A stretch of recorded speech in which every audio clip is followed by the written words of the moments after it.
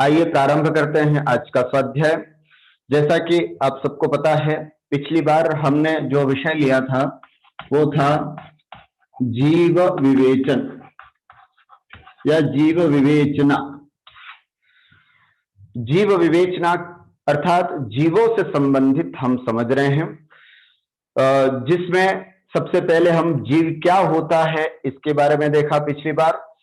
जीव किसे कहते हैं, तीन बातें मैंने आपको उसमें बताई थी, जिसमें चेतना पाई जाती है और जो सुख दुख का अनुभवन करता है, और तीसरी बात जो जीता था, जीता है और जीवेगा, उसे हम जीव कहते हैं, है ना। अर्थात इंग्लिश में जिसको हम कहते हैं लिविंग थिंग, है ना, उसको हम जीव कहते हैं। ऐसे जीव के कितने भेद हैं? सबसे पहले हमने उस जीव के मुख्य रूप से दो भेद किए थे,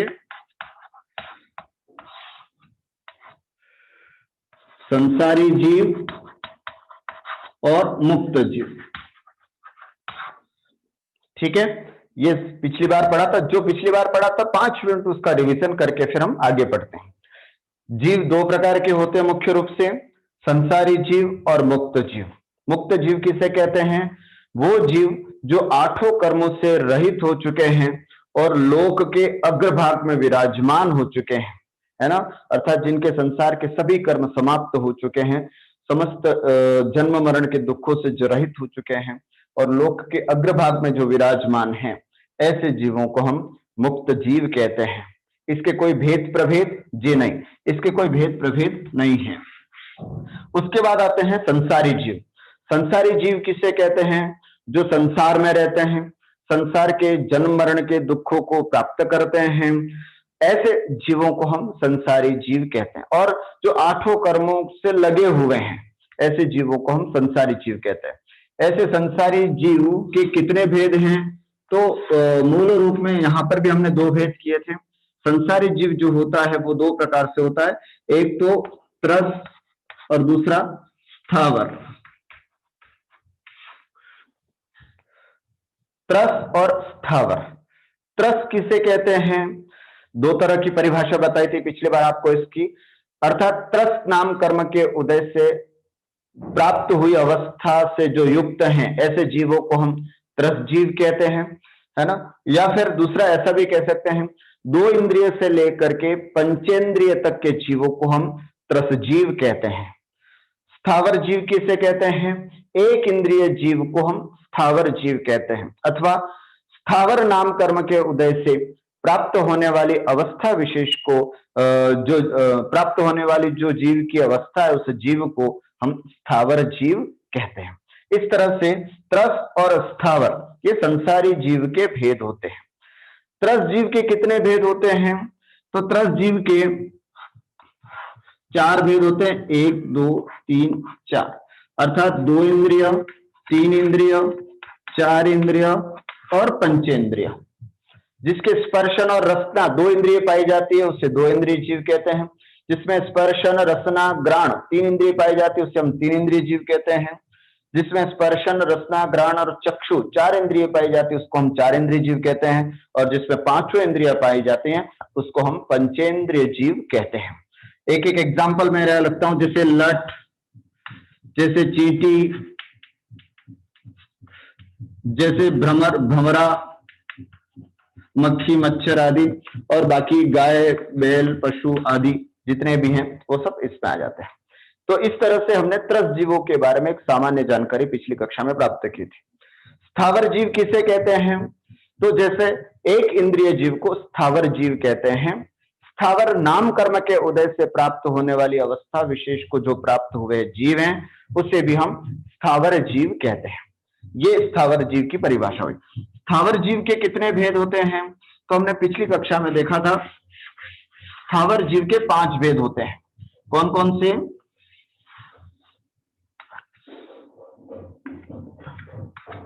कौन कौन से? तो कहते हैं पृथ्वी काय, जल काय, अग्निकायिक, वायुकायिक और वनस्पति कायिक। पृथ्वी कायिक, जल कायिक, अग्निकायिक, वायुकायिक और वनस्पतिकायिक। इस तरह से 5 भेद होते हैं स्थावर के। ठीक है, पृथ्वी कायिक सामान्य रूप से, कितना सिंपल है, इसको बहुत कठिन मत समझना। छोटे छोटे मैं छोटी छोटी परिभाषाओं के द्वारा आपको एक ऐसी भाषा परिभाषा जो कॉमन होती है उसके माध्यम से आपको समझाने की कोशिश करता हूं। पृथ्वी कायिक, पृथ्वी काय नहीं लिखना है इसमें, पृथ्वी कायिक लिखना है सभी जगह। पृथ्वी कायिक, पृथ्वी ही जिन जीव का शरीर हो वे पृथ्वी कायिक जीव कहलाते हैं। जल ही जिन जीवों का शरीर हो उसे जलकायिक जीव कहते हैं। अग्नि ही जिन जीवों का शरीर हो उसे अग्निकायिक जीव कहते हैं। वायु ही जिन जीवों का शरीर हो उसे हम वायुकायिक जीव कहते हैं। और वनस्पति ही जिनका शरीर हो उसे हम वनस्पतिकायिक जीव कहते हैं। ठीक हो गया। इस तरह से ये 5 भेद हमने यहां पर देखे थे। इसी दौरान मैंने आपको पृथ्वी, सामान्य पृथ्वी, पृथ्वी जीव, पृथ्वी कायिक और पृथ्वी काय क्या होता है वो भी आपको पिछली कक्षा में समझाया था। अब मैं आपको यहां इसके बाद भी मैंने एक और भेद किया था यहां पर वनस्पति कायिक जीव के। वनस्पति कायिक जीव जो है, शायद दिख नहीं रहा होगा, हाँ यहां से नहीं दिख रहा होगा आपको। वनस्पति कायिक जीव, स्थावर में अंतिम जो वनस्पति कायिक है, वनस्पति कायिक,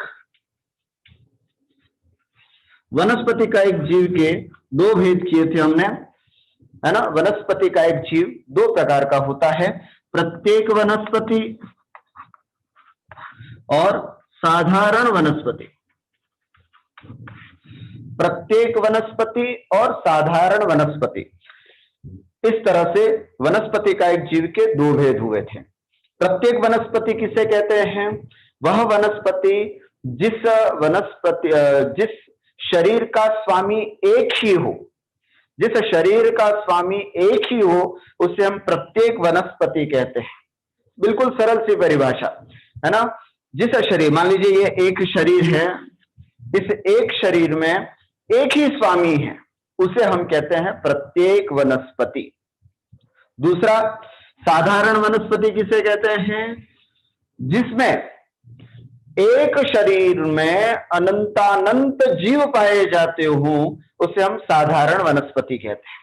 सिंपल सी बात है, शरीर एक है, एक शरीर के आश्रित अनंतानंत जीव जिसमें पाए जाएं उसे हम साधारण वनस्पति कहते हैं। इसी साधारण वनस्पति को हम निगोद भी कहते हैं। इसी का दूसरा नाम निगोद है। क्या मतलब? यहां एक शरीर में एक जीव है, यहां एक शरीर में अनंतानंत जीव हैं। क्या मतलब? अनंतानंत जीव एक साथ जन्म लेते हैं, है ना। अनंतानंत जीव एक साथ मरण को प्राप्त होते हैं, अनंतानंत जीव एक साथ आहार ग्रहण करते हैं, और एक साथ कई जीव जहां पर श्वासोच्छ्वास करते हैं। ऐसे शरीर को हम साधारण शरीर, निगोद, है ना, और साधारण वनस्पति कहते हैं। इसका मतलब क्या कि साधारण वनस्पति में शरीर एक है लेकिन उसमें जीव बहुत हैं, है ना, जिसमें बहुत से जीव हैं। शरीर एक है किंतु उसके अंदर बहुत जीव हैं। उसके अंदर जो जीव पाए जाते हैं उन्हीं जीवों को हम कहते हैं निगोदिया जीव। सरल सी बात है ना, कोई कठिन वाली बात नहीं है। फिर से समझे, प्रत्येक जिस शरीर का स्वामी एक हो उस वनस्पति को कहते हैं प्रत्येक वनस्पति। जिस शरीर का स्वामी एक हो उस वनस्पति को कहते हैं प्रत्येक वनस्पति। जिस वनस्पति के शरीर में, एक शरीर में, जिस वनस्पति के एक शरीर में, है ना, अनंत जीव पाए जाते हों उस शरीर को साधारण शरीर, साधारण वनस्पति अथवा निगोद कहते हैं। तीनों बातें एक साथ लेना, साधारण वनस्पति या फिर साधारण शरीर या फिर निगोद, ये सब एक ही बात है, उसे हम निगोद कहते हैं। साधारण में क्या होगा? कॉमन बॉडी, बहुत सारे जीवों की एक बॉडी होती है, अर्थात एक साथ सब जन्म लेते हैं, एक साथ सब मरण को प्राप्त करते हैं, एक साथ सभी आहार ग्रहण करते हैं और एक साथ ही सभी श्वासोच्छ्वास लेते हैं। ऐसे जीवों को हम कहते हैं साधारण वनस्पति। ठीक हुआ। एक बार इधर आइएगा, वनस्पति में, प्रत्येक वनस्पति में दो भेद हमने यहां पर किए थे। प्रत्येक वनस्पति जो है वो दो प्रकार की होती है, एक प्रतिष्ठित और एक अप्रतिष्ठित। प्रतिष्ठित और अप्रतिष्ठित प्रत्येक वनस्पति, सप्रतिष्ठित और अप्रतिष्ठित प्रत्येक वनस्पति। जिस एक शरीर में जीव के मुख्य रहने पर भी उसके आश्रय से अनेक निगोदिया जीव रहते हैं। देखिएगा, एक शरीर है, एक शरीर का स्वामी भले एक है, किंतु इसके आश्रय से, है ना, बहुत सारे निगोदिया जीव पाए जाते हैं। वे कहलाता है सप्रतिष्ठित वनस्पति। समझना, उसे हम कहते हैं सप्रतिष्ठित वनस्पति, क्योंकि प्रत्येक वनस्पति, है ना, प्रत्येक वनस्पति में सप्रतिष्ठित और अप्रतिष्ठित। सप्रतिष्ठित प्रत्येक वनस्पति उसे कहते हैं जिस वनस्पति में बॉडी तो एक ही होती है, किंतु निगोदिया जीव, जो बादर निगोदिया जीव हैं, बादर और सूक्ष्म क्या होते हैं उसकी डिटेल्स आज हम और अच्छे से समझेंगे। तो ऐसे बादर निगोदिया जीव जो होते हैं वे इसके इस शरीर के आश्रित बहुत सारे होते हैं, है ना। और निगोदिया जीव बादर जो होते हैं वो तो शरीर के आश्रित ही होते हैं। तो ऐसे वे वो वनस्पति, प्रत्येक सप्रतिष्ठित प्रत्येक वनस्पति कहलाती है जिस शरीर का स्वामी तो एक ही होता है, लेकिन उस शरीर के आश्रित बहुत सारे निगोदिया जीव पाए जाते हैं, निगोदिया बादर निगोदिया जीव, उसे हम कहते हैं सप्रतिष्ठित प्रत्येक वनस्पति। और अप्रतिष्ठित प्रत्येक वनस्पति वो होती है कि जो बिल्कुल पक चुकी है, अब उसमें किसी भी प्रकार का कोई जीव आश्रित नहीं है ना। एक तरह से हम खाने योग्य नहीं समझते, लेकिन वाकई सही खाने योग्य तो यही है, अप्रतिष्ठित, है ना। कच्चा आम है, कच्ची लौकी है, कच्ची परमल है, कच्ची भिंडी है, जिसको हम प्रायः खाने के लिए यूज करते हैं, वे सब सप्रतिष्ठित होती है। यद्यपि वह उस जीव एक शरीर का स्वामी एक ही होता है, लेकिन वहां उसके आश्रित बहुत सारे बादर निगोदिया जीव तो होते ही हैं। लेकिन अप्रतिष्ठित प्रत्येक वनस्पति वो होती है जिसमें अब बादर निगोदिया जीव ने भी रहना छोड़ दिया है। ऐसी वनस्पति को हम कहते हैं अप्रतिष्ठित प्रत्येक वनस्पति। खाने योग्य वनस्पति कौन सी है? अप्रतिष्ठित प्रत्येक वनस्पति। सप्रतिष्ठित प्रत्येक वनस्पति भी खाने योग्य नहीं है, और साधारण तो बिल्कुल खाने योग्य नहीं ही होती है। हमारे जितने भी सब्जियां हैं जो कच्ची अवस्था में होती हैं, वे सब सप्रतिष्ठित प्रत्येक वनस्पति होती है। और जितना भी कंदमूल है, अंडरग्राउंड जो हैं, वे सब साधारण वनस्पति हैं। उसमें एक शरीर के आश्रित अनंत जीव होते हैं। ऐसे इस चीज का तो भक्षण हमको बिल्कुल नहीं करना चाहिए, ऐसा मैं समझता हूं। इतनी बातें हमने पिछली कक्षा में विस्तार से समझी थी। आज मैं केवल सिर्फ रिवीजन करा रहा था, इसलिए इतनी बातों को हमने देखा। अब सूक्ष्म जीव किसे कहते हैं? सबसे पहले सैद्धांतिक परिभाषा, है ना। सूक्ष्म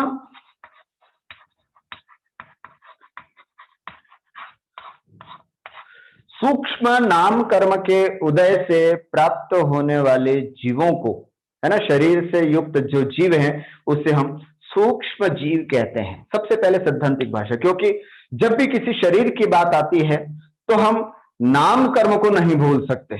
8 कर्मों में एक नाम कर्म है, उस नाम कर्म के उदय से ही हमें सब शरीर से संबंधित सब कार्य हमारा नाम कर्म देखता है। छोटा बड़ा गोरा काला, है ना, जितनी भी बातें वो सब नाम कर्म देखता है।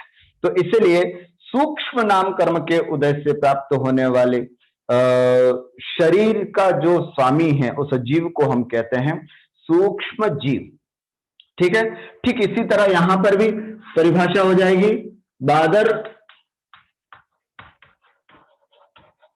बादर नाम कर्म के उदय से प्राप्त होने वाले जीवों की अवस्था विशेष को जो धारण किए हुए हैं उसे हम बादर कहते हैं।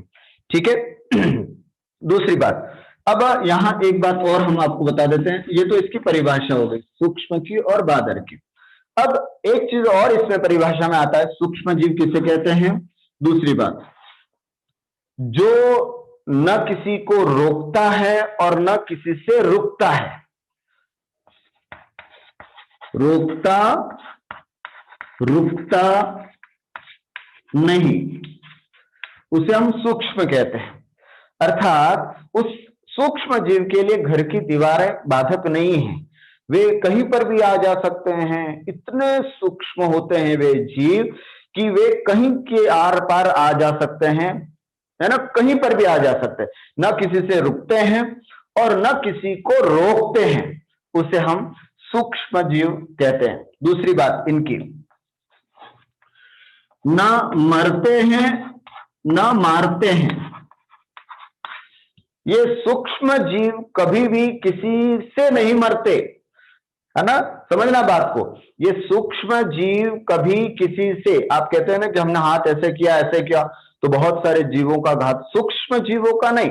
इस प्रकार से सूक्ष्म जीव जो है वो ना तो किसी से रुकता है और न किसी को रोकता है। सूक्ष्म जीव ऐसा होता है ना किसी से मरता है और न किसी को मारता है। सूक्ष्म जीव कभी भी किसी से मरता नहीं है। हम कितनी भी अपने शरीर को संचालन करें वो करें, वो अपने, क्योंकि जब वो टकराएगा ही नहीं तो मरेगा कैसे हमसे, और ये तो बिल्कुल आर पार जाने वाली क्षमता उसके अंदर होती है। तो सूक्ष्म जीव न तो किसी से मरता है और न ही किसी को मारता है। और जो आधार, जिसको आधार की जरूरत नहीं है, आधार बिना रहता है, आधार बिना, अर्थात कोई आधार हो तब वो जीव रहे, ऐसा नहीं। सूक्ष्म जीव के लिए किसी भी प्रकार का कोई आधार हमको अपेक्षित नहीं होता है। और मतलब ये मरते नहीं है मारते नहीं, तो क्या मतलब, अर्थात इन जीवों के अपनी आयु पूरी होने के बाद ही अपने आप मरण को प्राप्त होते हैं, और फिर इसकी हिंसा का पाप हमको किसी को नहीं लगता है। और रही बात इसके आधार की, तो इसको कोई आधार की जरूरत ही नहीं। जब ये बिल्कुल आर पार जा सकते हैं, कहीं पे भी तीन लोक में आना जाना हो सकता है इनका, तो फिर इसको किसी आधार की भी जरूरत नहीं होती है, कोई बेस आवश्यक नहीं होता। ऐसा होता है सूक्ष्म जीव। और इस लोक में कहाँ है ये सूक्ष्म जीव, तो कहते हैं लोक में एक शब्द का इसका प्रयोग किया जाता है हिंदी में, ठसाठस शब्द। याद रखना आप लोग भी इसको। लोक में तीन लोक का जो नक्शा होता है हमारा, हमने एक बार देखा था, ऐसे तीन लोक में, ये तीन लोक है हमारा। इस तीनों लोकों में 14 राज्य ऊपर नीचे, है ना, और 7 राज्यों अंदर गहराई वाला यह 343 घन राज्यों वाला यह तीन लोक, इस पूरे तीन लोक में पूरे ठसाठस भरे हुए, ऐसे ठसाठस भरे हुए हैं कि मानो जैसे एक घड़े में घी भरा हुआ हो, जैसे एक मटके में पानी भरा हो, पूरा चारों तरफ ऐसे। यहां तक कि सिद्ध शिला में भी ये जीव पाए जाते हैं, सूक्ष्म जीव। सिद्ध शिला में सब जगह, वात वलयों में सब जगह इन सूक्ष्म जीवों की अवस्था पाई जाती है। तो ऐसे होते हैं ये सूक्ष्म जीव, है ना। कितने प्रकार के होते हैं वो अभी हम आपको बताते हैं। बादर जीव देखेंगे जस्ट इससे अपोजिट कैसे होते हैं। बादर जीव ऐसे होते हैं कि बादर नाम कर्म के उदय से प्राप्त होते हैं। और दूसरी बात, रुकते हैं और रोकते भी हैं, मरते भी है ना। इतने छोटे होते हैं ये भी कि हमारे जितने भी हाथ का संचालन हुआ, मान लीजिए मैंने कहा ना कि ये कपड़ा मैंने यहाँ रख दिया बस, तो यहाँ पर बहुत सारे बादर जीव थे जिसकी वजह से ये हमें हिंसा का पाप लगता है। हमारे मुनिराज जो पीछे चला करके चलते हैं वो बादर जीवों की रक्षा करने के लिए इसी भाव से चलते हैं। तो मरते भी हैं और मारते भी हैं। बड़े जो हम सब त्रस्त जीव हैं वो मरते मारते सब हैं, इस हिसाब से मारते भी हैं, है ना। और आधार अपेक्षित होता है, बिना आधार के नहीं होते हैं। आधार होगा तभी ये जीव रहेंगे, नहीं तो बिना आधार के नहीं रहते हैं। और कहते हैं कि कहाँ पाए जाते हैं लोक में, तो कहते हैं सभी जगह, आठों पृथ्वियों में, है ना। हमारी 8 पृथ्वियां होती हैं, आप सबको मालूम है 8 पृथ्वियां, है ना। रत्न, शर्करा, बालुका, पंक, धूम, तमह, महातमह, ये 7 पृथ्वियां तो अधोलोक में हैं। और एक ईशत प्रागभार करके 8वीं पृथ्वी जहां सिद्ध शिला बनी हुई है वो है। ऐसे 8 पृथ्वियों के आश्रय से बादर जीव रहते हैं। और उसके अलावा सभी जगह जहां जहां उनको आश्रय मिलता है, जहां रुकने को आश्रय होता है, अभी जैसे मैंने बताया था ना, सब प्रतिष्ठित प्रत्येक वनस्पति में आश्रय, उस वनस्पति के आश्रय से भी बादर जीव रहते हैं। तो ऐसे लोक में जहां आधार मिल जाता है आठों पृथ्वियों पर, इस अपेक्षा से भी ये बादर जीव जो है वे सभी जगह पाए जाते हैं। एक चीज ध्यान रखना, बादर जीव के लिए कहीं कहीं शब्द स्थूल जीव भी प्रयोग किया जाता है।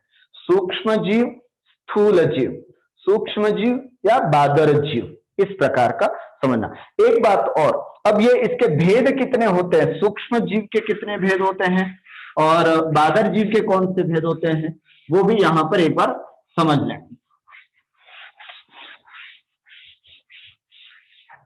एक बात मैं आपको बता दूं, ये जो भेद हैं वो एकेंद्रिय जीव के ही भेद है, सूक्ष्म और बादर। अर्थात एकेंद्रिय जीव अभी हमने देखा पृथ्वी का एक, जल का एक, अग्नि का एक, वायु का एक, और वनस्पति के दो भेद में यहां पर कर रहा हूं, नित्य निगोद और इतर निगोद। ठीक है, तो ये सभी सूक्ष्म होते हैं, सूक्ष्म भी होते हैं। पृथ्वी का एक सूक्ष्म, अब जल का एक सूक्ष्म, अग्नि का एक सूक्ष्म, वायु का एक सूक्ष्म, नित्य निगोद सूक्ष्म, इतर निगोद सूक्ष्म। ध्यान से सुनने की बात है यहां पर।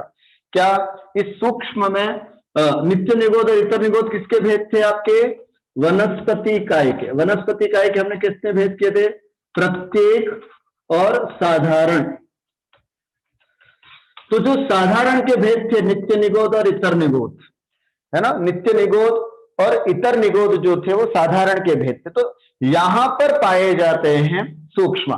प्रत्येक वनस्पति सूक्ष्म नहीं होती, ध्यान रखना, प्रत्येक वनस्पति कभी भी सूक्ष्म नहीं होती है।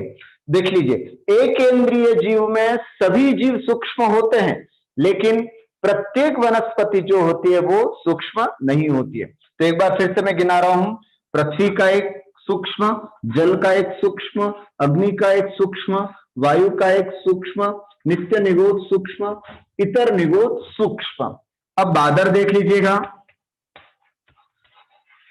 बादर में यही वापस, पृथ्वी का एक बादर, जल का एक बादर, अग्नि का एक बादर, वायु का एक बादर, नित्य निगोद बादर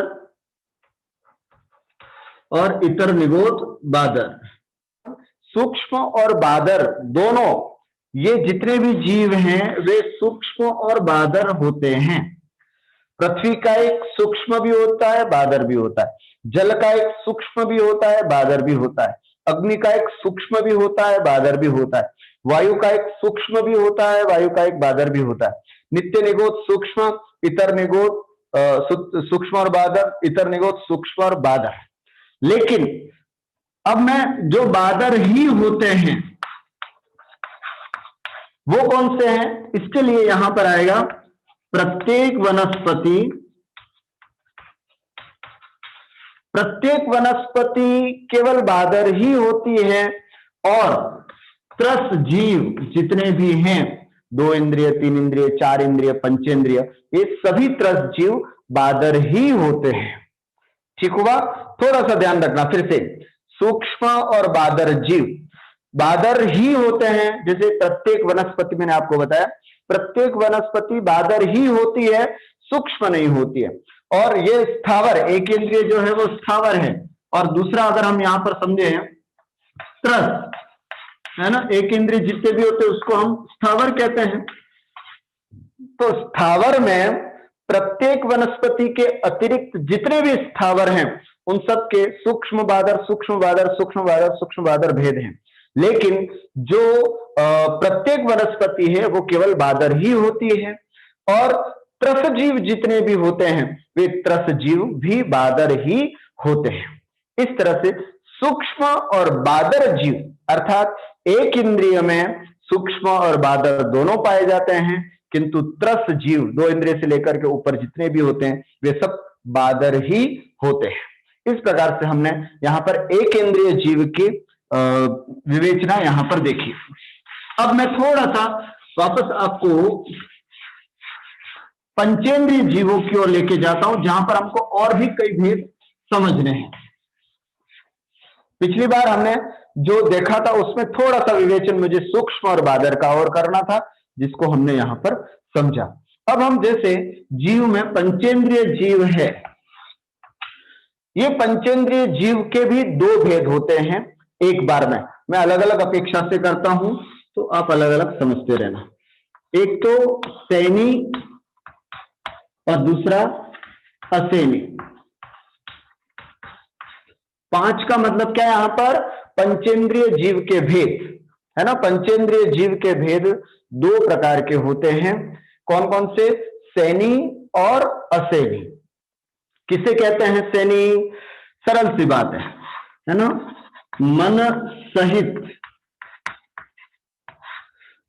सहित जीव को सैनी कहते हैं और मन रहित और जिनके मन नहीं होता है उसे हम असेनी कहते हैं। क्या मतलब? मन है ना, जिसके मन होता है वो सैनी और जिसके मन नहीं होता है उसे हम असेनी कहते हैं। पहले तो ये समझे कि मन का मतलब क्या, मन क्या चीज है ना। मन होता क्या है? तो कहते हैं जिससे सोचने समझने की शक्ति आती है, जो मतलब जो सोचने समझने का कार्य करता है, उपदेश ग्रहण करने का। कोई अगर हमको पढ़ाता है, सिखाता है, याद कराता है, तो याद कराने की क्षमता जहां जिसके पास होती है वो चीज होता है मन, है ना। इस मन को इस मन की स्थिति रहने पर ही हम और आप सब सुन रहे हैं, समझ रहे हैं, याद कर रहे हैं और इसको आगे तैयार कर रहे हैं। मन हो तो हमें कौन सा काम करना चाहिए, कौन सा काम नहीं करना चाहिए, विवेक बुद्धि आती है। मन हो तो हमें कहां जाना चाहिए, कहां नहीं जाना चाहिए, इसका ज्ञान होता है। मन हो तो हमारे लिए क्या उचित है, क्या अनुचित है, ये सब समझने की क्षमता आती है। तो ये सब चीजें जो उपदेश आदि को, शिक्षा आदि को ग्रहण करने में समर्थ होते हैं, जो ग्रहण कराने में समर्थ होता है, वो चीज होती है मन। ऐसे मन सहित जीवों को हम सैनी कहते हैं और इनको असैनी कहते हैं। कौन से जीव सैनी और असैनी होते हैं? तो कहते हैं एक इंद्रिय से लेकर के 4 इंद्रिय तक, एक इंद्रिय से लेकर के 4 इंद्रिय तक के जीव तो नियम से असैनी ही होते हैं। इनमें कुछ भी विचार करने की, है ना, उपदेश ग्रहण करने की क्षमता नहीं होती है और न ही इनको कभी कुछ पढ़ाया जा सकता, ना कुछ सिखाया जा सकता है ना। और पंचेंद्रिय जीव में भी कुछ, है ना, जैसे कुछ कुछ जल सर्प, पानी में रहने वाले सर्प, या कुछ कुछ तोते, है ना, कुछ कुछ तोते, पैरेट जो होते हैं, वे भी ऐसे होते हैं जो असैनी होते हैं। ठीक है, तो एक बात समझना, एक इंद्रिय से 4 इंद्रिय तक के जीव तो सभी असैनी, मन रहित होते हैं। कई बार आपके मन में प्रश्न हो सकता है, एक चींटी है और वो चींटी जा रही है, आगे आग है, आगे आग होने से वो चींटी रुक जाती है और उसको शरीर में तपन लगती है तो वो वापस घूम जाती है। इसका मतलब इतना सोचा उसने, तो उसके भी तो मन होना चाहिए, ऐसा तर्क हो सकता है आपके अंदर। लेकिन ये एक सामान्य विचारण शक्ति है, ये एक सामान्य विचारने की शक्ति है। वो जो उपदेश ग्रहण करने की या शिक्षा ग्रहण करने की, याद करने की जो क्षमता है, वो नहीं होती है उनके अंदर, वो मन वाले जीवों के ही होती है। क्योंकि ऐसा देखेंगे तो एक इंद्रिय, पेड़ पौधे में भी इतना सेंस तो होता है कि जो व्यक्ति पानी लेकर के जाता है उसको पास में आते ही वो पुलकित और रोमांचित हो जाते हैं, और जो व्यक्ति कुल्हाड़ी लेकर के आता है तो डर उन पेड़ों में हो जाता है, ऐसे कई साइंटिस्ट बोलते हैं। तो इतना ये एक सामान्य सेंस है, एक सामान्य विचारण शक्ति ये पाई जाती है, कोई दिक्कत नहीं। लेकिन उपदेश ग्रहण करने की, शिक्षा ग्रहण करने की, है ना, और कोई चीज याद करने की, ये सब क्षमता, कोई चीज सिखा देने पर संकेत से बात समझने की, ये क्षमता मन सहित जीवों में ही होती है, जिसको हम ये कहते हैं। तो ये मन सहित जीव, सैनी जीव जो होते हैं उनको हम मन सहित जीव कहते हैं। तो मन सहित जीव में कौन से होते हैं? तो सभी तिर्यंच पंचेंद्रिय, तिर्यंच पंचेंद्रिय जीव जो हैं वो सब सैनी हैं। मनुष्य जितने भी हैं वो सब सैनी हैं। देव जितने भी हैं वो सब सैनी हैं।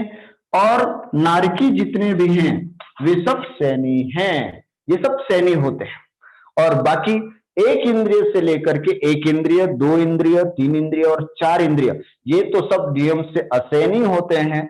और पांच इंद्रियों में, जो तिर्यंच की बात कर रहा हूं, तिर्यंच पंचेंद्रिय में कुछ कुछ पानी में पाए जाने वाले जो सांप होते हैं वे असैनी होते हैं। और कुछ कुछ तोते, कई बार देखा होगा, कुछ तोते ऐसे होते हैं रट्टू तोते, जिनको याद कराने पर याद कर लेते हैं, बोलने लग जाते। पर कुछ तोते ऐसे होते हैं जिनको कितना भी किया जाए वो याद नहीं कर पाते, कारण कि वे असैनी होते हैं।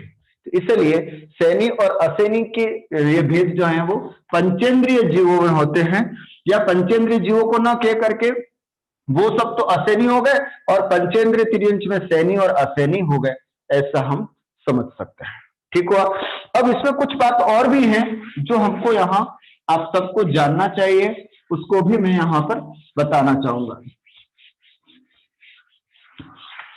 कि मन जो होता है वो दो प्रकार का होता है ना। जैसे मन जो हुआ वो दो प्रकार का हुआ, द्रव्य मन और भाव मन। क्या? द्रव्य मन और भाव मन। किसे कहते हैं द्रव्य मन? तो यहां पर बताया जाता है कि हमारा जो हृदय होता है, हार्ट होता है, उस हार्ट के पास ही कमल के आकार का, कमल की आठ पंखुड़ियां होती हैं, ऐसे सुंदर सा कमल के आकार का बहुत सूक्ष्म, हमारे इंद्रियों के द्वारा नहीं देखा जाने वाला एक कमलाकार, है ना, आंखों के द्वारा नहीं दिखाई जाता, उसको बोलते हैं अगोचर, दिखाई नहीं देता है, ऐसा यह मन हमारे यहां पर होता है। इसको बोलते हैं द्रव्य मन। अचेतन है एक तरफ से पूरा, है ना, वो चेतन नहीं होता है। द्रव्य मन जो होता है वो चेतन नहीं होता है, उसको हम अचेतन, जैसे शरीर है ना पुद्गल है, वैसे वो मन भी पुद्गल होता है जो द्रव्य मन होता है। एक बार फिर से समझे, हृदय के आसपास, हृदय में ही होता है एक तरफ से, और इतना सूक्ष्म होता है कि डॉक्टर्स भी जब हार्ट सर्जरी करते हैं तो उनको भी वो द्रव्य मन पकड़ में नहीं आता, नहीं तो वो निकाल करके ले लेते, ये लो साहब तुम्हारा द्रव्य मन अपने पास रखो। परंतु ऐसा नहीं है, बहुत छोटा होता है, आंखों के द्वारा दिखाई नहीं देता। ऐसा अष्टदल कमल की तरह इसका आकार होता है, ऐसा होता है द्रव्य मन, है ना, जिसको पूरी तरह से हम अचेतन कह सकते हैं। और एक होता है भाव मन। भाव मन किसे कहते हैं? तो भाव मन का मतलब होता है जो मन संबंधी ज्ञानावरणीय कर्म के क्षयोपशम से, है ना, ज्ञानावरणीय कर्म के क्षयोपशम से। कौन सा ज्ञानावरणीय कर्म का क्षयोपशम? जो मन से रिलेटेड है। तो मन से संबंधित ज्ञानावरणीय कर्म के क्षयोपशम से संकल्प, विकल्प, सोचने विचारने की शक्ति जिस आत्म प्रदेशों में होती है, उस आत्म प्रदेश, आत्मा के उन परिणामों को भाव मन कहते हैं। समझ में आया? भाव मन फिर से समझिएगा,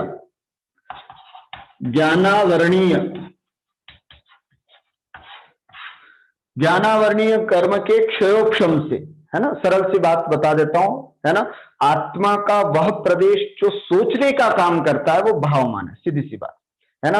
आत्मा के वो प्रदेश जो संकल्प विकल्प करते हैं, सोचने का काम करते हैं। पर ध्यान रखना, ये भी मतलब होते तो आत्म परिणाम है, ये जीव है, एक तरह से आत्मा का ही भाग होता है भाव मन, आत्मा का ही एक भाग होता है, और आत्म परिणाम होते एक तरह से। आत्म परिणाम जो संकल्प विकल्पात्मक होते हैं, याद करने की क्षमता देते हैं, कोई चीज ग्रहण करने की ये बताते हैं, ये सब चीजें जो करता है वो हमारा भाव मन करता है। और ध्यान रखना, जो केवली होते हैं उन केवलियों के भाव मन तो नहीं होता, केवल एक द्रव्य मन होता है। क्यों? आप देखेंगे ज्ञानावरणीय कर्म के क्षयोपशम से प्राप्त होता है, और केवली भगवान तो ज्ञानावरणीय कर्म का पूरी तरह से नाश कर चुके हैं, तो फिर उनके ज्ञानावरणीय कर्म से संबंधित ये कर्म भी भला कैसे हो सकता है? इसलिए केवली भगवान के द्रव्य मन की स्थिति तो बनी रहती है, लेकिन भाव मन पूरी तरह से नहीं होता है।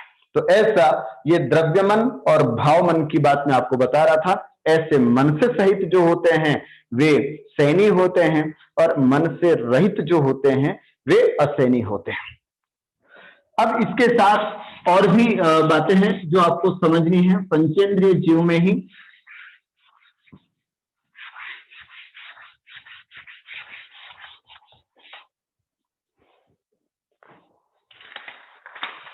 अब इन पंचेंद्रिय जीवों में मुख्य रूप से कौन कौन से भेद होते हैं, तो मैं और आपके पंचेंद्रिय जीवों की अपेक्षा से थोड़े से और भेद यहां पर हम समझते हैं।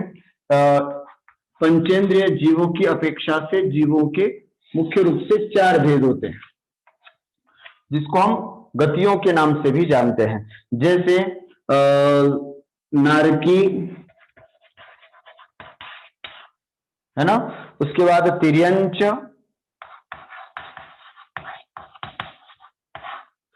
उसके बाद मनुष्य और देव। मैं भेद बता रहा हूं, है ना, जीवों के, पंचेंद्रिय जीवों के भेद। तो पंचेंद्रिय जीव देखना, एक इंद्रिय से 4 इंद्रिय तो नियम से सब तिर्यंची होते हैं। पंचेंद्रिय जीवों में तिर्यंच भी होते हैं और उसके अलावा तीनों गतियों के भी और होते हैं। तो नारकी जीव, पंचेंद्रिय की बात चल रही है अब हमारे यहाँ पर, तो नारकी जीव भी एक पंचेंद्रिय जीव होता है। एक संक्षिप्त परिचय मैं आपको यहाँ पर देना चाहता हूँ। नारकी जीव किसे कहते हैं? पहली बात, जो नरक में रहते हैं उन्हें हम नारकी जीव कहते हैं। नरक कहाँ है? नरक आप सबको मालूम है, 7 नरक होते हैं, धम्मा, वंशा, मेघा, अंजना, अरिष्टा, मघवा और माघवी। ये 7 नरक हैं और 84 लाख बिल होते हैं। इन बिलों में, इन नरकों में जो रहते हैं इनको हम नारकी जीव कहते हैं, है ना। और कैसे होते हैं नारकी सभी जीव? ये सभी नारकी जीव जो होते हैं वो नपुंसक होते हैं, न पुल्लिंग होते हैं न स्त्रीलिंग होते हैं, बल्कि ये सभी नारकी जीव जो होते हैं वे नियम से नपुंसक ही होते हैं। उसके अलावा ये सभी सैनी और पंचेंद्रिय ही होते हैं, यह भी मैंने आपको बात बताई थी, है ना। नारकी जितने भी होते हैं वे सभी सैनी होते हैं और पंचेंद्रिय ही इनको जानना चाहिए। अच्छा, यहाँ पर और व्यवस्था कैसी होती है? तो कहते हैं हमेशा आर्त ध्यान और रौद्र ध्यान रहता है इनको। आर्त ध्यान और रौद्र ध्यान, हमेशा अशुभोपयोग जिसको हम कहते हैं, आर्त ध्यान और रौद्र ध्यान में ही हमेशा जो लीन रहते हैं ऐसे होते हैं। लेश्याएं भी जो होती हैं इनकी हमेशा अशुभ लेश्याएं होती हैं। 6 प्रकार की लेश्या होती है। कौन कौन सी? है ना, कृष्ण, नील, कापोत, पीत, पद्म, शुक्ल। इसके बारे में अपन एक दिन अलग से क्लास में समझेंगे कैसी लेश्या होती है। तो 3 उसमें से शुभ लेश्या होती है और 3 अशुभ लेश्याएं होती है। तो जो अशुभ, कृष्ण, नील, कापोत, 3 जो अशुभ लेश्याएं होती वो ही उन नारकी जीवों की हमेशा पाई जाती है। इनका शरीर जो होता है वो वैक्रयिक होता है, वैक्रयिक। एक हल्का सा परिचय दे रहा हूं, बाकी तो पूरा डिटेल अपन नरक की पढ़ेंगे तो उसमें देखेंगे। वैक्रयिक शरीर होता है।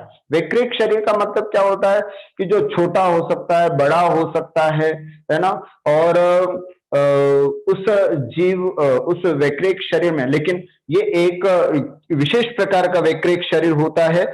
इसके कारण पारे की तरह होता है। जैसे पारा होता है ना, आपने देखा होगा, उस पारा को बीच में से हल्का करने पर भी वापस जुड़ जाता है। कितनी बार उसको काटो, हल्का अलग अलग कर दो, पर फिर भी वो पारा जुड़ जाता है। ऐसे नारकी जीवों का शरीर होता है, जो एकत्व विक्रिया होती है इनकी, कि ये वापस किसी भी तरह से जुड़ जाते हैं, वापस एक होकर के मिल जाते हैं। ऐसे ये इन वैक्रयिक शरीर वाले होते हैं। और जब यह जीव अपनी आयु पूरी करके यहां से मरण को प्राप्त होता है तो कहते हैं कपूर की तरह यहां से उड़ जाता है।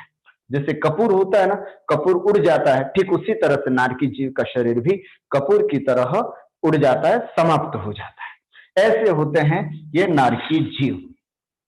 उसके बाद हम चर्चा करते हैं तिर्यंच की। तिर्यंच में पहले तो ये समझे कि तिर्यंच जीव होते कौन से हैं। तो आप सबको मालूम है, तिर्यंच जीव को अगर आपको समझना है, पहचानना है, तो अगर कोई भी बच्चा पूछे कैसे आप कि सर तिर्यंच किसे कहते हैं, तो एकदम सरल परिभाषा दे, मनुष्यों के अलावा आपको यहाँ पर जो भी दिखता है वो सब तिर्यंच है।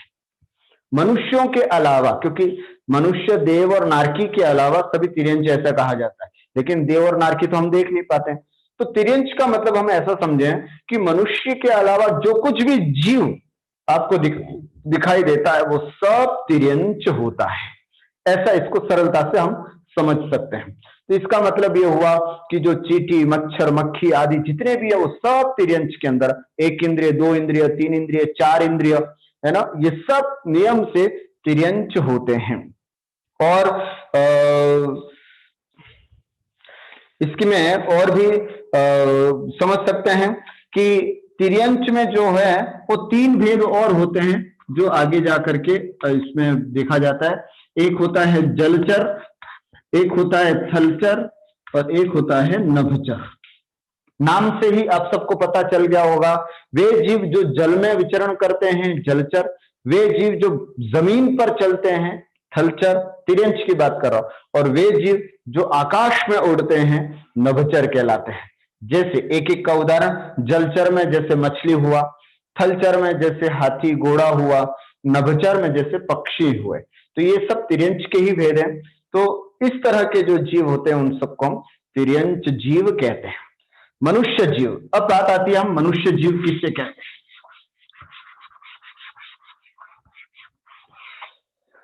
मनुष्य जीव किसे कहते हैं, तो मनुष्य जीव के लिए कहा जाता है कि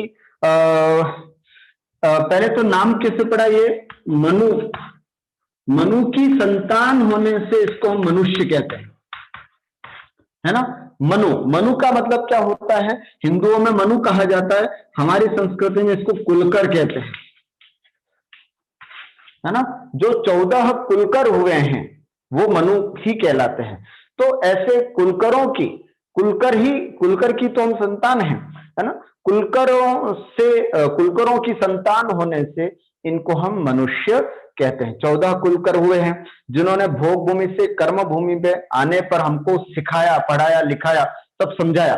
तो जैसे पिता अपनी संतान को सब कुछ एक एक करके गाइडलाइन देता है, समझाता, पढ़ाता, लिखाता है, उसी तरह से जिन्होंने हमको धीरे धीरे जीना सिखाया, है ना, कैसे काम करना है, कैसे असी मसी कृषि आदि का उपयोग करना है, ये सब बातें हमको सिखाने के कारण मनु जो है वो हमारे पिता के तुल्य कहलाए, कुलकर जो है वो हमारे पिता तुल्य कहलाए।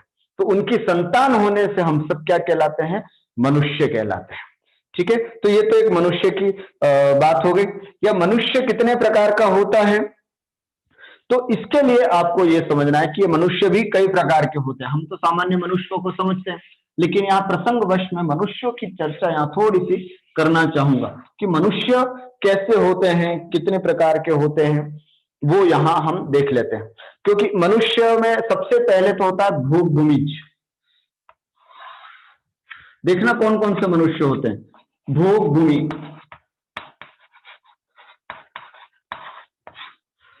है ना, भोग भूमियों में पाए जाने वाले भी मनुष्य होते हैं।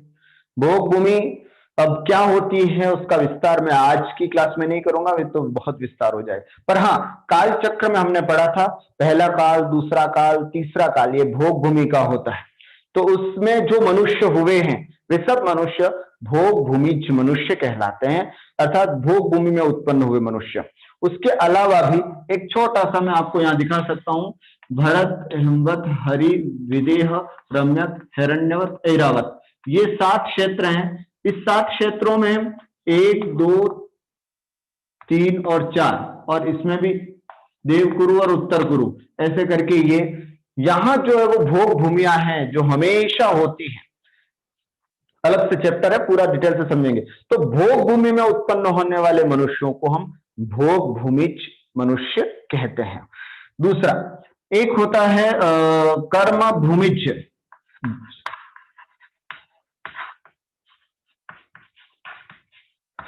कर्म भूमिज अर्थात कर्म भूमि में उत्पन्न होने वाले मनुष्यों को हम कर्म भूमिज मनुष्य कहते हैं। एक मनुष्य होते हैं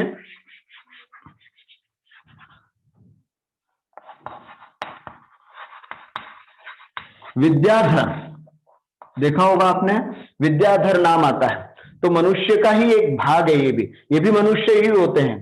कहाँ होते हैं ये विद्याधर? तो कहते हैं विजयार्ध पर्वत की कुल 110 नगरियां जो हैं, उन नगरियों में जो निवास करते हैं, और जाति, कुल और तप, 3 तरह की विद्या होती हैं। जाति, कुल और तप नामक विद्याओं के धारी होते हैं, इसलिए इनको हम विद्याधर कहते हैं। ध्यान से समझना, विद्याम धरति इति विद्याधर, जो विद्याओं को धारण कर रखता है उसको हम कहते हैं विद्याधर। तो ये विद्याधर कौन से हुए? कौन कौन सी विद्या होती हैं? जाति, कुल और तप, है ना। जाति, कुल और तप, इन 3 विद्याओं के धारी होने के कारण इनको हम विद्याधर कहते हैं। और भी कई विद्याएं होती हैं जिनके धारी ये विद्याधर होते हैं। उसके अलावा जैसे हम लोग षट आवश्यक करते हैं, वैसे ये भी देव पूजा, गुरु उपास्य, स्वाध्याय, संयम, तप, दान आदि ये हमेशा अपने किया करते हैं। ये सभी कार्य इतने परम पवित्र पावन मनुष्य होते हैं। उसके अलावा और क्या होते हैं? तो कहते हैं विद्याधर जो मनुष्य होते हैं वे जहां रहते हैं वह हमेशा चतुर्थ काल होता है। हमेशा चतुर्थ काल जैसा वातावरण होता है, हमेशा चतुर्थ काल जैसी स्थितियां वहां पर होती हैं। बस एक अंतर होता है कि वहां पर मोक्ष नहीं जा सकते, है ना। अर्थात विजयार्ध पर्वत की उन श्रेणियों में, उन नगरियों में, है ना, जो लाइन से बनी हुई नगरियां हैं, 110 नगरियां, वहां से जीव जो है वो मोक्ष नहीं जा सकता। मोक्ष के लिए क्या करना पड़ेगा उनको? तो कहते हैं उनको वहां से कर्म भूमि में आना पड़ेगा, क्योंकि मोक्ष जाने का केवल एक ही मात्र स्थान है, वो है आर्यखंड। कर्म भूमि का जो आर्यखंड है वही एक ऐसा खंड है जहां से जीव मोक्ष जा सकता है, अन्यत्र कहीं से मोक्ष नहीं जा सकता। तो मोक्ष जाने के लिए कहा जाता है कि वह जीव वहां से आर्यखंड आए, और आर्यखंड आकर के अपनी समस्त विद्याओं का त्याग करे, और फिर तपस्या करके वह जीव मोक्ष जा सकते हैं। लेकिन यहां रह करके उन विद्याओं के साथ कभी भी जीव मोक्ष नहीं जा सकते। तो ऐसे होते हैं विद्याधर, है ना। इतना एक सामान्य हम समझेंगे। तो मनुष्यों में एक विद्याधर मनुष्य हुए, और उसके अलावा एक अंतर्द्वीपज मनुष्य भी होते हैं। हम तो समझते थे कि हम ही मनुष्य, बस हमारे अलावा और कोई है ही नहीं, लेकिन हम आपको बताना चाहेंगे कि बहुत सारे मनुष्य, भोग भूमिज मनुष्य, कर्म भूमिज मनुष्य, एक विद्याधर मनुष्य हुए, एक अंतर्द्वीपज मनुष्य, है ना। अंतर्द्वीपज मनुष्य, अंतर्द्वीपों में रहने वाले मनुष्य, है ना। अंतर्द्वीप क्या होते हैं? तो अंतर्द्वीप कहलाता है समुद्र, है ना। जैसे ये समुद्र है ना, बीच में समुद्र, तो इन समुद्रों में रहने वाले जो होते हैं ना, उनको अंतर्द्वीपज मनुष्य कहते हैं। तो मनुष्य जो है ये जम्बूद्वीप है, ये लवण समुद्र है। तो अंतर्द्वीपज जो होते हैं वो लवण समुद्र और जो कालोदधि समुद्र है, उन समुद्रों में स्थित कितने, लगभग 96 है, 96 भूगोल भूमि है, 96 कुभोग भूमि है, जिसको अंतर्द्वीप भी कहते हैं। ऐसे अंतर्द्वीप में रहने वाले भी मनुष्य होते हैं। कैसे होते हैं कुभोग भूमि में? जिनका चेहरा मोहरा सब खराब होता है, टेढ़ा मेढ़ा होता है, दुर्गंध आती है जिनके शरीरों से, ऐसे कुभोग भूमि, जैसे भोग भूमि बहुत अच्छी होती है, ऐसी कुभोग भूमि खूब खराब होती है ना। जब हम इसका नक्शा समझेंगे तब आपको डिटेल्स और समझाएंगे। तो ऐसे कुल 96 कुभोग भूमियां होती हैं। उन कुभोग भूमियों में ये अंतर्द्वीपज मनुष्य जो होते हैं वे रहते हैं। तो ऐसा यहां आपको समझना चाहिए। इनके शरीर बहुत विकृत होते हैं, और कहते हैं कि कुपात्रों को दान देने से ऐसी स्थितियां प्राप्त होती हैं, और अच्छे पात्र को, सत्पात्र को दान देने से भोग भूमि, कुपात्र को दान देने से कुभोग भूमि की प्राप्ति होती है। तो ऐसा यह मनुष्य अंतर्द्वीपज मनुष्य। और एक मनुष्य और होता है जिसको हम आपको बताना चाहेंगे, वो होता है सम्मूर्छन मनुष्य।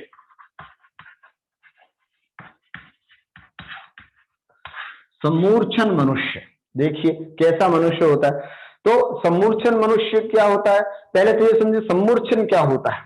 सम्मूर्छन वो होता है जिसकी माता पिता के गर्भ से उत्पत्ति नहीं होती है, बल्कि वातावरणों के मिलने से अपने आप जिसकी उत्पत्ति हो जाती है वो होते हैं सम्मूर्छन, है ना। कुछ इस तरह के वातावरणों को मिलने से, है ना, योग्य वातावरणों के मिलने से जहां जीव की उत्पत्ति हो जाती है उसे हम कहते हैं सम्मूर्छन।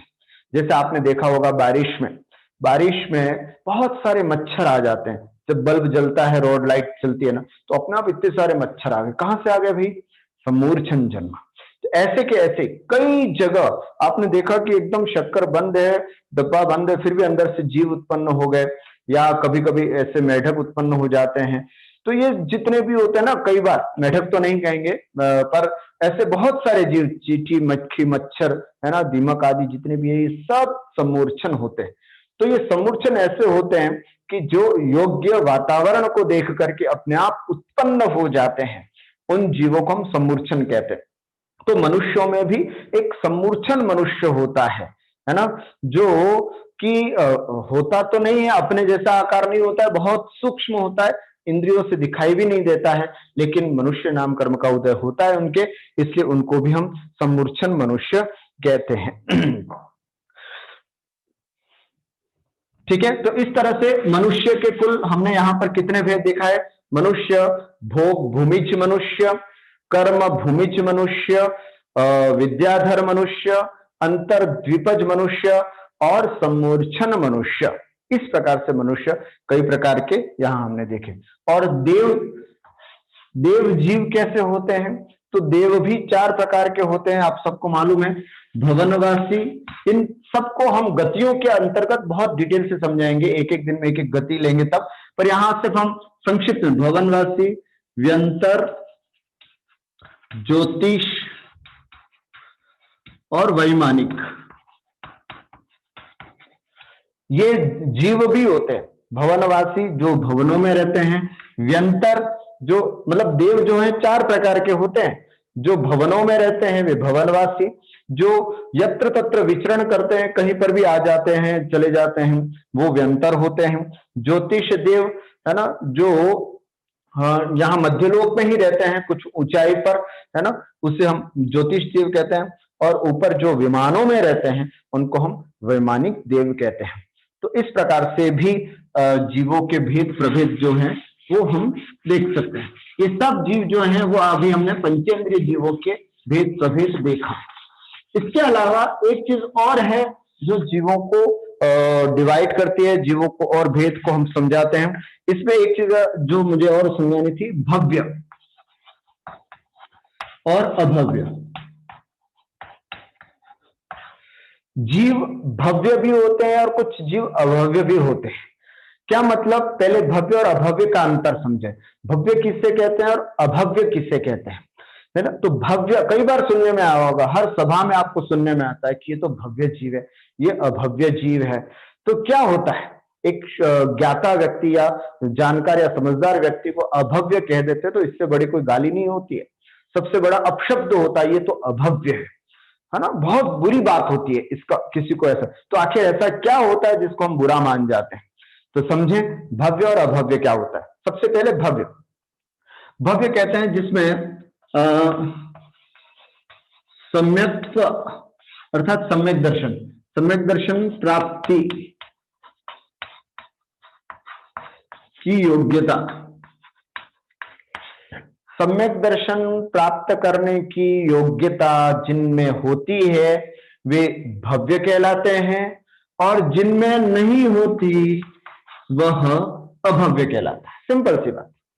सम्यक दर्शन नहीं तो सम्यक ज्ञान नहीं, सम्यक ज्ञान नहीं तो सम्यक चारित्र नहीं, और सम्यक दर्शन, सम्यक ज्ञान, सम्यक चारित्र नहीं तो मोक्ष नहीं। तो ऐसा भी कह सकते हैं कि जो जीव, जिस जीवों में मोक्ष जाने की क्षमता नहीं होती है ना, बाय नेचर ही नहीं होती है, उसे हम अभव्य कहते हैं, और जिनके अंदर होती है उसे हम भव्य कहते हैं। समझ में आई बात? बिल्कुल सरल। जिसमें सम्यक दर्शन प्राप्त करने की योग्यता होती है उसे हम भव्य कहते हैं, और जिसमें योग्यता नहीं होती है उसे हम अभव्य कहते हैं। सरल सा उदाहरण समझें और भी, है ना। दो तरह की स्त्रियां होती हैं, सधवा नहीं, सधवा विधवा तो नहीं कहेंगे, एक बांझ स्त्री होती है, इसको समझ सकते हैं, और एक पुत्रोत्पन्न योग्यता, अर्थात ऐसी स्त्री जिसको पुत्र उत्पन्न करने की योग्यता होती है, और एक होती है बांझ स्त्री, अर्थात जिससे कभी भी पुत्र की उत्पत्ति ही नहीं हो, है ना। ऐसी स्त्री बांझ स्त्री कहलाती है। ठीक उसी तरह वो जीव जिसमें कभी भी सम्यक्त्व प्राप्ति की योग्यता ही नहीं होती है, उसे हम कहते हैं अभव्य जीव, है ना। जैसे आपने अपने किचन में देखा होगा, जब मूंग सिजाते हैं तो कुछ मूंग ऐसे होते हैं जिसको कितनी भी कुकर की सीटी दे दे परंतु वो मूंग सिजता ही नहीं है, ठर्रा का ठर्रा रह जाता, उसको बोलते हैं ठर्रा मूंग। तो उसी प्रकार वे जीव जिसको कितना भी निमित्त मिल जाए, योग मिल जाए, अपन ने देखा था ना समव शरण के प्रसंग में, है ना। समव शरण के प्रसंग में साक्षात भगवान के समव शरण में भी चला गया, ऊपर सीढ़ियां भी चढ़ गया, पूरी 20,000 सीढ़ियों को भी चढ़ करके पहली, दूसरी, तीसरी, चौथी, पांचवी, सातवीं भूमि तक अटक जाएगा, लेकिन ऐसा कुछ भी उसको नहीं सूझेगा जिससे उसका आत्मा का कल्याण हो। तो ऐसे अभव कदाचित मुनि भी बन जाते हैं, सोचिएगा, है ना। मुनि भी बन जाते हैं, सब कुछ भी हो जाता है, किंतु वो श्रद्धा नहीं, धम्मम भोग निमित्तम, अर्थात जितना भी धर्म करता है वो भोग के निमित्त से करता है। अरे मैं मुनि भी बनूंगा तो इसलिए बनूंगा मुझे खाना पीना अच्छा मिलेगा, मैं एकासन उपवास इसलिए करता हूं जिससे मैं फिट रहूं, अपनी बॉडी मेरी मेंटेन रहे, इसलिए नहीं। धम्मम भोग निमित्तम अगर करोगे तो अभव्य कहलाओगे, है ना। गलत रास्ता है। धर्म को हमेशा कर्मों के क्षय करने के भाव से रखना है ना। कभी भी ये दृष्टि मत लाना कि अरे मैं एकासन और उपवास इसलिए कर रहा हूं जिससे मैं बिल्कुल फिट रहूं। यार बहुत किसी ने कहा ना कि तुम्हारा पेट बहुत बढ़ रहा है, अरे इस बार आने दो पर्यूषण, 10 उपवास कर लूंगा तो सब ठीक हो जाएगा। गलत, ये धारणा नहीं। अर्थात हम एकासन और उपवास इसलिए नहीं कर रहे हैं कि हम अपने शरीर को फिट बनाएं, सुंदर लगे, नहीं, हम इसलिए करते हैं जिससे कर्मों का क्षय हो। तो महानुभाव धम्मम भोग निमित्तम जो मानते हैं वे अभव्य होते हैं, करते भी हैं धर्म, खूब करते हैं, सब कुछ करते हैं, लेकिन सबके पीछे नजरिया केवल एक भोग ही होता है। तो ऐसा जीव जो होता है उसको हम अभव्य कहते हैं। और जिसमें सम्यक्त्व परिणामों की विशुद्धिता के साथ जो जीव पुण्य कार्य करते हैं, धर्म करते हैं, उन्हें हम भव्य कहते हैं। तो ऐसे भव्य और अभव्य समझना चाहिए। इस भव्य के भी 3 भेद होते हैं वैसे।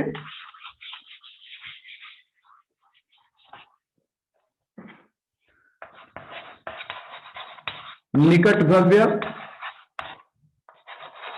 दूर भव्य और दूरान दूर है ना। 3 भेद होते हैं भव्य के भी, निकट भव्य, दूर भव्य और दूरान दूर भव्य। क्या अर्थ हुआ इसका मतलब समझे। निकट भव्य वो होते हैं जिनको सम्यक्त्व की प्राप्ति हो गई है। अब ये कभी ना कभी नियम से, मतलब 7-8 भाव में या उससे कुछ ज्यादा भावों में नियम से मोक्ष या अधिक से अधिक अर्धपुद्गल परावर्तन के अंतर्गत यह जीव मोक्ष को जाएंगे ही जाएंगे, उसको हम कहते हैं निकट भव्य, आसन्न भव्य भी कहते हैं उसको। दूसरा होता है दूर भव्य। दूर भव्य किसे कहते हैं, वे भव्य जीव जो अभी सम्यक दर्शन की प्राप्ति तो हुई नहीं है लेकिन होगी बहुत जल्दी। सम्यक दर्शन की प्राप्ति जिनको होगी, अभी हुई नहीं है किंतु सम्यक दर्शन की प्राप्ति भी होगी और मोक्ष भी जाएंगे, ऐसे जीवों को हम कहते हैं दूर भव्य।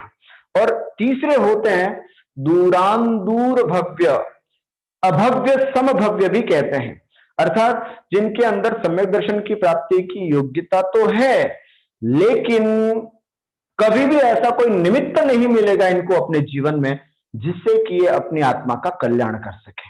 अर्थात ये इनको किसी भी प्रकार का ऐसा निमित्त ही नहीं मिलता है जिससे कि अपने जीव का, अपनी आत्मा का कल्याण कर सके। तो ऐसे होते हैं, मतलब कभी भी, मतलब योग्यता तो है लेकिन कभी भी कोई समय, जैसे निगोद में रहने वाले ऐसे जीव जो कभी निकल करके नहीं आएंगे, है ना, अथवा कलकला पृथ्वी में रहने वाले वो जीव जो हमेशा वही रहेंगे, कहीं निकल करके नहीं आएंगे। तो ऐसे जीव जिनको कभी निकल करके आना ही नहीं है, ना कभी समूह शरण में पहुंचना है, ना जिंदे जिनबिंब दर्शन करना है, ऐसे जीव दूरान दूर भव्य होते हैं। क्यों? क्योंकि योग्यता की दृष्टि से उनमें सम्यक्त्व प्राप्ति की योग्यता तो है, लेकिन निमित्त ऐसा नहीं मिलेगा कभी भी जिससे कि वे कभी जीवन में सम्यक्त्व की प्राप्ति कर सके। एक लौकिक उदाहरण के द्वारा तीनों को समझें। निकट भव्य वो स्त्री जो गर्भवती है, अर्थात बहुत जल्दी पुत्रोत्पत्ति की प्राप्ति होगी, जैसे वो होती है वैसे ही निकट भव्य जिनको सम्यक दर्शन की प्राप्ति हो चुकी है, बहुत जल्दी मोक्ष की प्राप्ति होगी। दूर भव्य उस स्त्री की समान, उस कन्या के समान है जिसमें पुत्रोत्पत्ति की योग्यता तो है, लेकिन अभी तो विवाह ही नहीं हुआ, अभी तो संपर्क ही नहीं हुआ, तो अभी पुत्रोत्पत्ति की नहीं, किंतु योग्यता है, कभी न कभी विवाह होगा और विवाह के बाद संपर्क होगा तो नियम से पुत्र की उत्पत्ति होगी। तो ऐसे जीव जो अभी सम्यक दर्शन हुआ नहीं, किंतु सम्यक दर्शन होगा भी और आगे जाकर के उनको मोक्ष भी होगा, ऐसे कहलाते हैं दूर भव्य। और एक होते हैं दूरान दूर भव्य जो उस स्त्री के समान होते हैं जो विधवा स्त्री की तरह है। एक पतिव्रता स्त्री हो और वो विधवा हो जाए तो यद्यपि पुत्रोत्पत्ति की, पुत्र को पैदा करने की क्षमता तो है, योग्यता भी है, लेकिन पति का संयोग न मिल पाने के कारण वह कभी भी पुत्र को उत्पन्न नहीं कर पाएगी। तो ऐसे जीव दूरान दूर भव्य कहलाते हैं जिनके अंदर सम्यक्त्व प्राप्ति की योग्यता तो है, लेकिन कभी ऐसा निमित्त या संयोग नहीं मिलेगा जिस कारण से वो अपने सम्यक्त्व की प्राप्ति कर सके। और अभव्य बाज स्त्री के समान है जिनमें योग्यता ही नहीं होती है ना। इस तरह से हमने यहाँ पर भव्य और अभव्य जो जीव होते हैं उनके बारे में भी यहाँ विस्तार से समझा। अब एक चीज और है जिसको हम यहाँ पर समझ सकते हैं। अब कौन से जीव कितने हैं ये भी एक नजर में देख लेते हैं। यद्यपि भेद प्रभेद तो हमने देख लिया, अब कौन से, एक बार प्रश्न आया था अपनी कक्षा में ही था शायद वो, कि इस तरह से तो सभी मोक्ष जाए चले जाएंगे तो जीव खत्म हो जाएंगे, सब समाप्त हो जाएंगे, तो हैं कितने जीव, कुल जीव कितने हैं, उसको हम थोड़ा सा संक्षिप्त रूप में समझते हैं। तो कहते हैं पृथ्वी कायिक, जल कायिक, अग्नि कायिक, वायु कायिक, है ना। ये जीव कितने हैं? तो कहते हैं असंख्यात, असंख्याता संख्यात, है ना। पृथ्वी कायिक, जल कायिक, अग्नि कायिक और वायु कायिक, चार प्रकार के स्थावर जीव कुल कितने हैं लोक में? तो उत्तर होगा आपका असंख्याता संख्यात। इसका मतलब क्या? देखिए मैंने आपको पहले ही बताया था तीन प्रकार की काउंटिंग के, संख्यात, असंख्यात और अनंत। संख्यात काउंटेबल, असंख्यात अनकाउंटेबल और अनंत जो एंडलेस, कभी भी कितना भी उसमें से खत्म करते जाओ किंतु कभी भी उसमें समाप्त ना हो, वो अनंत कहलाता है। तो संख्यात में संख्या का गुणा करेंगे तो संख्याता संख्यात, और असंख्यात में असंख्यात का गुणा करेंगे तो असंख्याता संख्यात, और अनंत में अनंत का गुणा करेंगे तो अनंतानंत, ऐसा बोलते हैं। तो ये जो असंख्याता संख्यात है, अर्थात असंख्यात इंटू असंख्यात, अर्थात इतने जीव हैं जिनको कोई भी काउंट नहीं कर सकता, बड़े मुश्किल से काउंट किया जाता है ना। या फिर ऐसा कह सकते हैं मति ज्ञान और श्रुत ज्ञान का जो विषय है वो संख्यात, अवधि ज्ञान और मना पर्याय ज्ञानी जीव जिसको जान सकते हैं वे असंख्यात, और केवल ज्ञानी जिसको जानता है वो, मतलब केवल ज्ञानी के ज्ञान में जो विषय बनता है वो है अनंत। तो ऐसे असंख्याता संख्यात, पृथ्वी का एक, जल का एक, अग्नि का एक और वायु का एक जीव कितने हैं? तो असंख्याता संख्यात, असंख्यात इंटू असंख्यात, असंख्याता संख्यात। उसके बाद आते हैं यहां पर वनस्पति का एक जीव, वनस्पति का एक जीव कितने हैं? तो अनंतानंत, अनंतानंत, वनस्पति का एक जीव कितने हैं? अनंतानंत। पृथ्वी का एक, जल का एक, अग्नि का एक, वायु का एक। ये तो असंख्याता संख्यात और ये अनंतानंत होते हैं। उसके बाद अगर हम वापस ये तो हो गया दो एक इंद्रिय जीवों की बात। अगर हम अब त्रस में चलते हैं तो 2 इंद्रिय, 3 इंद्रिय, 4 इंद्रिय और पंचेंद्रिय जीव। अगर ये पूछा जाए आपसे ये कितने होते हैं, 2 इंद्रिय, 3 इंद्रिय, 4 इंद्रिय, 5 इंद्रिय जीव इस लोक में कितने हैं, तो आपको उत्तर है इसका भी असंख्या, यही वाला असंख्याता संख्यात, असंख्याता संख्यात, असंख्याता संख्यात, असंख्यात इंटू असंख्यात जीव जो है 2 इंद्रिय, 3 इंद्रिय, 4 इंद्रिय और पंचेंद्रिय। ठीक हो गया। ये मैंने एक संक्षिप्त रूप में आपको यहां बताया। अब थोड़ा सा गतियों के हिसाब से समझ लेते हैं, अर्थात मनुष्य गति में कितने जीव हैं। अच्छा, मनुष्य कितने हैं? पहली बात, कोई पूछे आपसे कि मनुष्यों की संख्या कितनी है, टोटल मनुष्य कितने होते हैं, तो हमें क्या बताना पड़ेगा? तो शास्त्रों में बताया है पर्याप्तक, गर्भज, है ना, पर्याप्तक हो और गर्भज हो, ऐसे मनुष्य कुल कितने हैं? संख्या एक शास्त्रों में बताइए उसकी 29 अंक प्रमाण, 29 अंक प्रमाण हैं। अर्थात बस खत्म, 2 मिनट की और बात। 29 अंक प्रमाण जो है वो यहां पर पर्याप्त गर्भज की संख्या है। 29 अंक क्या होते हैं? तो लिखते लिखते मतलब संख्या में लिख भी देता हूं, जैसे 79228, 79228, 16251, 16251।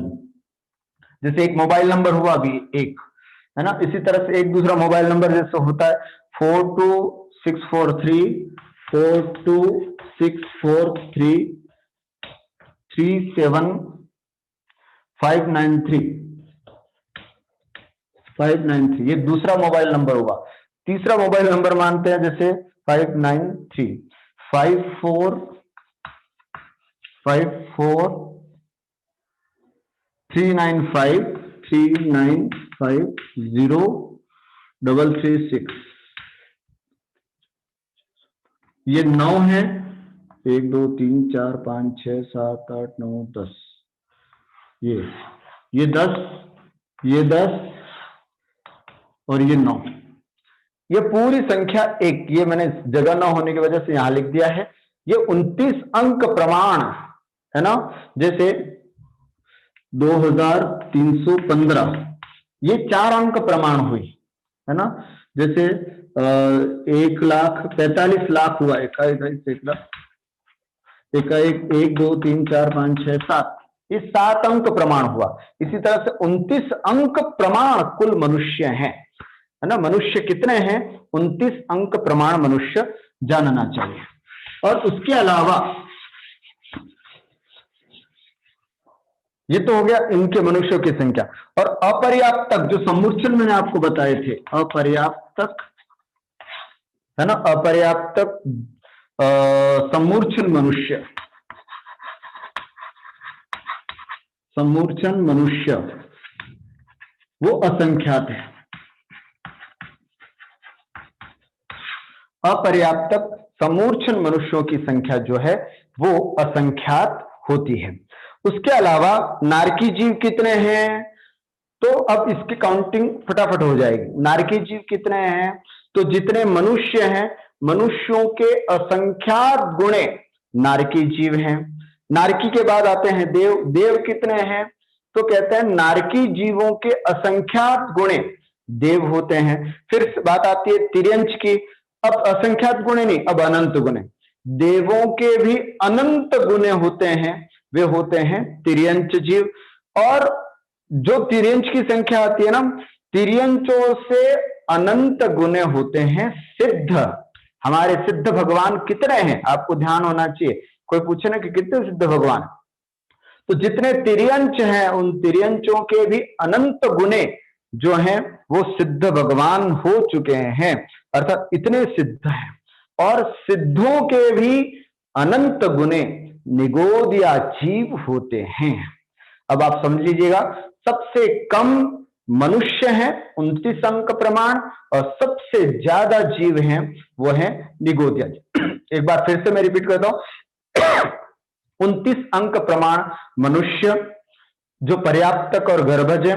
अपर्याप्तक सम्मूर्छन मनुष्यों की संख्या जो है वो असंख्यात है। ऐसे हुए। अब नारकी जीव कितने हैं? तो मनुष्यों के असंख्यात गुणे नारकी जीव हैं। देव कितने हैं? असंख्यात नारकियों के असंख्यात गुणे देव हैं। तिर्यंच कितने हैं? देवों के अनंत गुणे, यहां ध्यान देना, अभी तक तो असंख्यात, अब अनंत। देवों के अनंत गुणे जो हैं वो हैं तिर्यंच, और तिर्यंचों के भी अनंत गुणे जो होते हैं वो होते हैं हमारे सिद्ध, और सिद्धों से भी अनंत गुणे होते हैं ऐसे हमारे निगोदिया जीव होते हैं। तो ये आज संख्या के बारे में और जीव के बारे में सामान्य सी जानकारी हम सब ने प्राप्त की। थोड़ा सा संख्यात्मक विषय होने की वजह से आप लोगों को थोड़ा ओवर लगा होगा, लेकिन विषय है, थोड़ा 2-4 बार सुनेंगे तो आपको यह विषय अच्छे से समझ में आ जाएगा।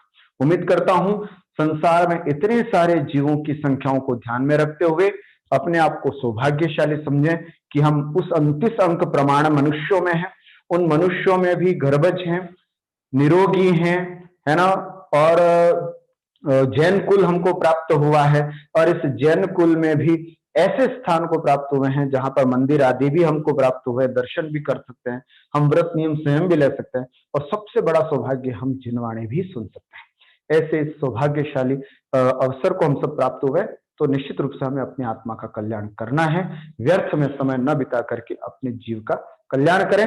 इसी मंगलमय भावना के साथ बोली द्वादशांग जिनवाणी माता की